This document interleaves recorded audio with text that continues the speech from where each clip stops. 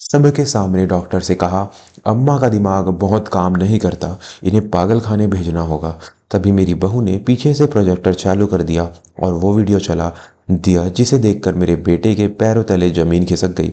उस पल हॉल में इतनी खामोशी थी कि अगर एक सुई भी गिरती तो उसकी गूंज सुनाई देती। 5 मिनट पहले तक जिस बेटे विकास को मैं अपनी बुढ़ापे की लाठी समझ रही थी, वो अब मुझे एक टूटी हुई कुर्सी की तरह कबाड़ में फेंकने की तैयारी कर चुका था। मेरे सामने शहर के नामी गिरामी लोग थे, विकास के बिजनेस पार्टनर, मेरे पुराने परिचित और वो डॉक्टर जिसे विकास ने फैमिली फ्रेंड बताकर आज दावत पर बुलाया था। विकास के हाथ में एक फाइल थी और जुबान पर मगरमच्छ के आंसू। उसने माइक पर भारी आवाज में कहा था, दोस्तों, यह बताते हुए मेरा दिल भर आता है कि मेरी माँ गायत्री देवी अब मानसिक रूप से स्वस्थ नहीं है। वो भूलने लगी हैं, कभी कभी हिंसक हो जाती हैं, इसलिए उनकी सुरक्षा के लिए भारी मन से मुझे उनकी कानूनी देखरेख अपने हाथ में लेनी पड़ रही है। लोग दया भरी नज़रों से मुझे देख रहे थे। एक बूढ़ी लाचार औरत जिसे उसका बेटा संभाल रहा था है, पर वह दया नहीं थी, वो मेरे जिंदा दफन होने की तैयारी थी। मेरा शरीर कांप रहा था, पर डर से नहीं, गुस्से से। मैंने अपनी बहू सुमन की तरफ देखा। वो स्टेज के पीछे अंधेरे में खड़ी थी, उसकी आंखों में आंसू थे, लेकिन उसने मुझे एक इशारा किया, वही इशारा जो उसने कल रात मुझे रजाई के अंदर हाथ दबाकर किया था। माँ जी, हिम्मत मत हारना। उसने लैपटॉप का एक बटन दबाया। स्टेज के पीछे लगी बड़ी स्क्रीन जिस पर अब तक विकास की कंपनी का लोगो का चल रहा था, अचानक झिलमिलाई और फिर वहां एक वीडियो चलने लगा। यह वीडियो कल रात का था, विकास के ही स्टडी रूम का। वीडियो में विकास उसी डॉक्टर के साथ बैठा था जो अभी मेरे बगल में खड़ा होकर झूठी सहानुभूति दिखा रहा था। वीडियो में विकास की आवाज़ साफ गूंजी, डॉक्टर, मुझे बस सर्टिफिकेट चाहिए। अम्मा के नाम पर शहर के बीचों बीच वो 5 करोड़ की जमीन है और गांव वाली हवेली अलग। अगर वो पागल घोषित हो गई तो गार्जियनशिप मुझे मिल जाएगी। अगर मैं वो जमीन बेचकर अपना कर्ज चुका दूंगा। बुढ़िया वैसे भी सठिया गई है, उसे पता भी नहीं चलेगा। हॉल में बैठी भीड़ के मुंह खुले के खुले रह गए।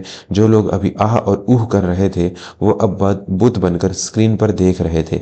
विकास ने झपट कर लैपटॉप बंद करने की कोशिश की। बंद करो इसे, यह फेक है, यह एआई से बनाया गया है, वो चिल्लाया।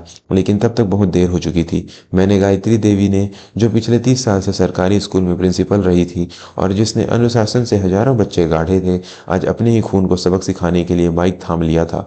मेरे हाथ में माइक आते ही विकास सहम गया। विकास, मेरी आवाज़ में वो कड़कपन था जो क्लासरूम के बच्चों को चुप करा देता था। तूने क्या सोचा, जिस माँ ने तुझे बोलना सिखाया तो उसी की आवाज़ बंद कर देगा? मैं स्टेज के बीचों बीच आ गई। आप सबने वीडियो देखा, मैंने मेहमानों की तरफ देखकर कहा, लेकिन आप सबको यह जानना जरूरी है कि एक माँ अपने ही बेटे के खिलाफ यह सबूत लेकर यहाँ क्यों खड़ी है। कहानी आज शाम की नहीं है, इसकी शुरुआत 6 महीने पहले हुई थी। मेरे पति के गुजरने के बाद मैं अकेली पड़ गई थी। विकास और सुमन मुझे अपने साथ शहर ले आए। मुझे लगा बेटा सेवा करना चाहता है। शुरुआत में सब बहुत अच्छा था, सुबह की चाय, शाम की सैर, वक्त पर दवाई। मैं भगवान का शुक्रिया अदा करती थी कि मुझे श्रवण कुमार जैसा बेटा मिला। लेकिन फिर धीरे धीरे चीजें बदलने लगी। विकास अक्सर मुझसे सादे कागजों पर साइन करवाने लगा। माँ, यह पेंशन का कागज है, माँ, यह गैस कनेक्शन का है। मैं बिना पढ़े साइन कर देती थी। माँ थी ना, बेटे पर शक कैसे करती? पर मेरी बहू सुमन, जो अक्सर चुप रहती थी, उसने मुझे एक दिन रोक लिया।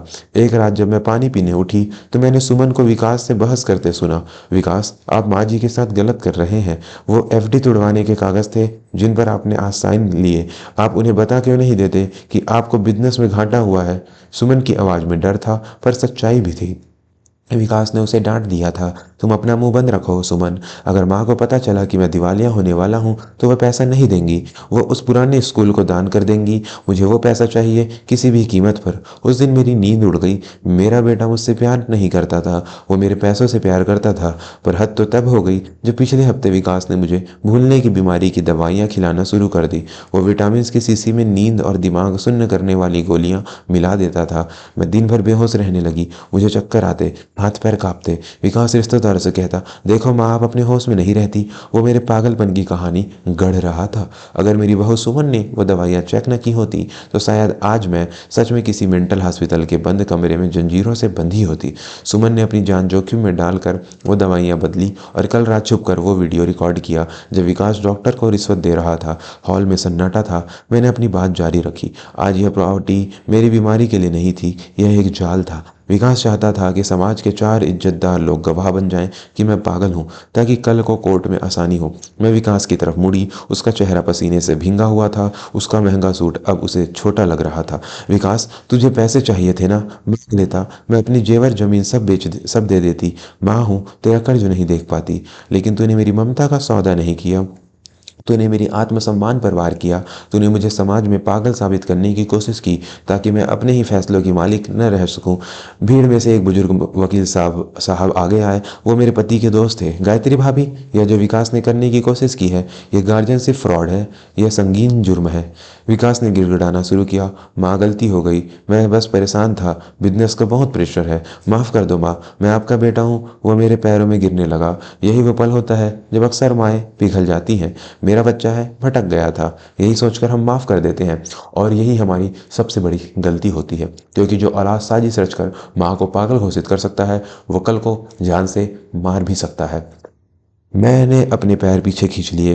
अगर आपको लगता है कि एक माँ को इस वक्त क्या करना चाहिए, तो कमेंट में माँ की शक्ति जरूर लिखें। और अगर आप मानते हैं कि धोखेबाज औलाद को सजा मिलनी चाहिए, तो चैनल को अभी सब्सक्राइब कर लें, क्योंकि मेरा अगला कदम हर उस बुजुर्ग के लिए एक सबक था जो चुपचाप अन्याय सहते हैं। मैंने सुमन को इशारा किया। सुमन एक फाइल लेकर आई। विकास, मैंने कहा, मैं पुलिस को नहीं बुला रही। विकास के चेहरे पर राहत की सांस आई। लेकिन मैंने अपनी बात पूरी की। मैं आज इसी वक्त सबके सामने तुझे अपनी जायदाद से बेदखल करती हूँ। पूरे हॉल में जैसे करंट दौड़ गया। यह मेरे नए वसीयत के कागज हैं। मैंने फाइल हवा में लहराई। मेरी गांव की हवेली और शहर की जमीन अब एक ट्रस्ट के नाम होगी, जो बेसहारा बुजुर्गों के लिए कानूनी लड़ाई लड़ेगा। और इस ट्रस्ट की देखरेख मेरी बहू सुमन करेगी। विकास चीखा, सुमन? वो तो घर की बहू है और मैं बेटा हूँ। मैंने हंसते हुए कहा, बेटा वो होता है जो बुढ़ापे में सहारा बने। और आज तूने साबित कर दिया कि खून के रिश्ते से बड़ा दिल का रिश्ता होता है। सुमन ने मेरे लिए अपने पति से बगावत की, सिर्फ सच के लिए। इसलिए मेरी असली वारिस वो है। विकास ने गुस्से में डॉक्टर की तरफ देखा, पर डॉक्टर साहब तो पहले ही भीड़ में खिसक कर भागने की फिराक में थे। लेकिन दरवाजे पर पुलिस खड़ी थी। जी हाँ, मैंने पुलिस को पहल नहीं बुलाया था, पर मेरे पति के दोस्त वकील साहब ने शायद चुपके से फोन कर दिया था। इंस्पेक्टर ने अंदर आते ही कहा, मिस्टर विकास और डॉक्टर शर्मा, हमारे पास आपकी साजिश की वीडियो रिकॉर्डिंग अभी व्हाट्सएप पर आ गई है। बुजुर्ग नागरिक अधिनियम के तहत मानसिक प्रताड़ना और धोखाधड़ी का केस बनेगा। विकास को पुलिस ले जा रही थी। वो चिल्ला रहा था, गालियां दे रहा था। वो बेटा जो कुछ देर पहले तक सभ्य होने का नाटक कर रहा था, अब उसका असली जानवर वाला रूप बाहर आ चुका था। पार्टी खत्म हो गई थी। मेहमान जा चुके थे। हॉल खाली था। सिर्फ मैं और सुमन बचे थे। सुमन मेरे पास आई और रोने लगी। माँ जी, उसने आपका घर तोड़ दिया। विकास जी जेल चले गए। मैंने उसके आंसू पोंछे। नहीं बेटी, तूने घर नहीं तोड़ा, तूने इस घर की नींव में लगी दीमक को साफ किया है। अगर आज तू नहीं बोलती, तो कल मैं किसी पागल खाने में होती और तू सड़क पर। तूने हम दोनों को बचाया है। उस रात हम उस बड़े बंगले को छोड़कर वापस मेरे पुराने सरकारी क्वार्टर में आ गए। छोटा घर था, पर वहाँ की हवा में आज़ादी थी। डर नहीं था कि खाने में कोई जहर मिला देगा। इस कहानी से आज आपको 3 बातें गांठ बांध लेनी चाहिए। पहला, अपनी मेडिकल पावर किसी को ना दे। अगर कोई बच्चा आपको बार बार डॉक्टर के पास ले जाकर दिमागी कमजोर का सर्टिफिकेट बनवाने की कोशिश करे, तो सावधान हो जाए। यह आपकी प्रॉपर्टी छीनने का सबसे कानूनी और गंदा तरीका है। दूसरा, दवाइयों पर नजर रखें। अगर घर में अचानक आपको बहुत ज़्यादा नींद आने लगे या याददाश्त कमजोर होने लगे, तो किसी बाहरी डॉक्टर से जरूर मिले। हो सकता है आपको बीमार बनाया जा रहा है। तीसरा, बहू बेटे में फर्क न करें। जरूरी नहीं है कि बेटा ही सगा हो। कभी कभी जिस बहू को हम पराया समझते हैं, वही हमारी ढाल बनती है। रिश्तों को खून से नहीं, व्यवहार से तौले। आज मैं अपनी पेंशन से खुश हूँ। सुमन ने टिफिन सर्विस शुरू की है। हम इज्जत की रोटी खाते हैं। विकास अभी भी कोर्ट के चक्कर काट रहा है। उसे बेल मिल गई है, लेकिन समाज में वो इज्जत थी, वो मिट्टी में मिल गई। और याद रखिए, पैसा फिर कमाया जा सकता है, लेकिन अगर माँ की आह लग जाए, तो इंसान अर्श से फर्श पर आ जाता है। अगर आपको मेरी और सुमन की यह लड़ाई सही लगी, तो इस वीडियो को अपने परिवार के ग्रुप में जरूर शेयर करें। न जाने कौन सी माँ किस कोने में ऐसी साजिश का शिकार हो रही हो। जाते जाते वीडियो को लाइक और सब्सक्राइब जरूर करें, ताकि हम ऐसी ही आंखें खोलने वाली कहानियां आप तक लाते रहें। आप किस शहर से यह कहानी सुन रहे हैं, कमेंट में जरूर बताएं। धन्यवाद।